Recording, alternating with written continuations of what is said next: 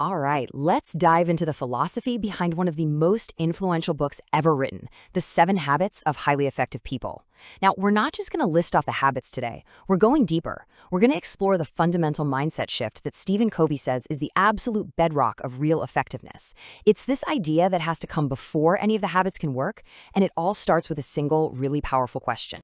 It's a question we all kind of ask ourselves, right?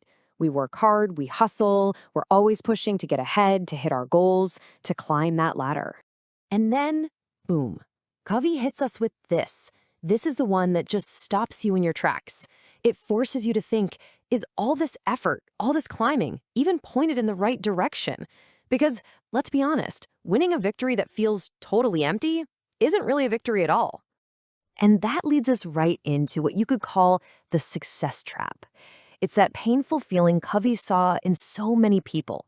Folks who had achieved amazing outward success, but inside they were just struggling with this deep inner hunger.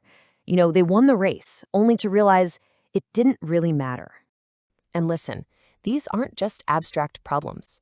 Covey pointed to these specific, painful struggles that feel so relatable.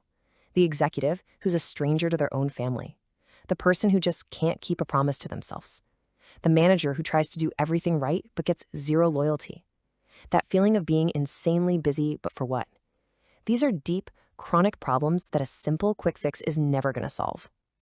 So, how do so many of us end up in this trap? Well, Covey's research into over 200 years of success literature found this really fascinating shift, a change in how we even define success. He uncovered 2 totally different approaches. And the divide is just stark.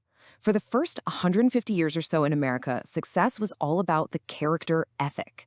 Think core virtues like integrity, humility, justice.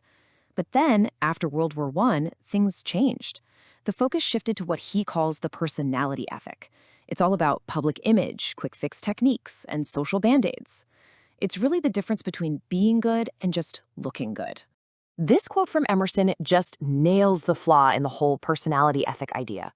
You can learn all the communication tricks in the book, but if your character is off, they're going to see right through it eventually. Who you are always speaks louder than what you say or what techniques you use.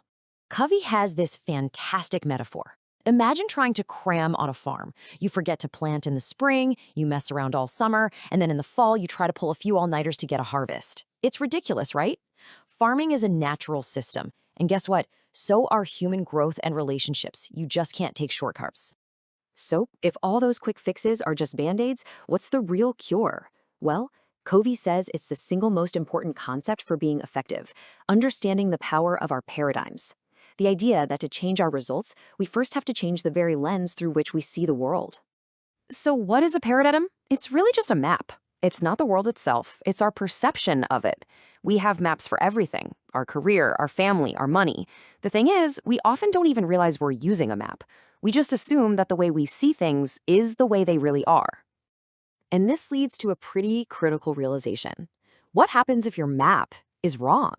I mean, you can try harder, you can double your speed, have the most positive attitude in the world, but all your effort is just going to get you to the wrong place faster. Your attitude and behavior don't mean a thing if the map you're using is flawed from the start. To make this super real, Covey talks about a classic experiment. Researchers show one group of people a drawing of a young woman. They show another group a drawing of an old woman. Then they show both groups an image that's a composite of the two. What do you think they see? What happens is just fascinating. The people who were conditioned to see the young woman, they almost all see her in the final picture. And the ones conditioned to see the old woman, they see her. The lines on the page are identical, the facts are the same, but their interpretations are completely different. What one person sees as a necklace, another sees as a mouth. They're both looking at the same thing, disagreeing, and they're both right, based on their conditioning. And that's the whole point. Our paradigms, our maps, are the source of our attitudes and our behaviors. We think we're being objective, but we're not. We see the world through the lens of our own experiences. So to really change our lives, we have to be willing to look at that lens first. This awareness of our own lens, that's the key. That's what unlocks the real solution that Covey offers, what he calls the inside-out approach. And it's a total revolution in how we usually think about personal change. Inside out is pretty simple, actually. It just means that if you want to change any situation, you have to start with yourself. If you want a happier marriage, you have to be a more positive and loving partner. If you want people to trust you, you have to be trustworthy. Lasting change starts from the inside, with our paradigms, our character, and it moves outward from there. And this change follows a path you can't skip. Private victories have to come before public victories. Think about it. How can you build successful relationships with other people if you can't even keep the promises you make to yourself?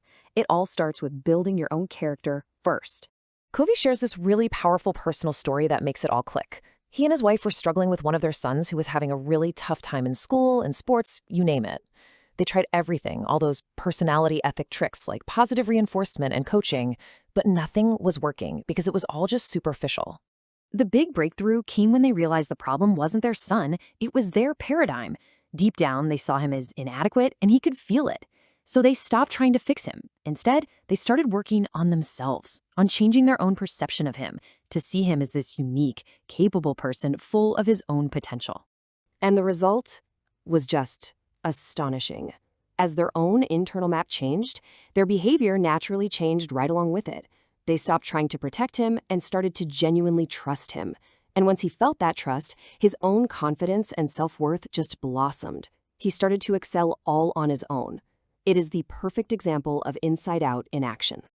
Okay, this brings us to the final foundational principle, the one you need to get before you even think about the 7 habits. It's the real definition of effectiveness, and it's explained perfectly through the old fable of the goose and the golden egg.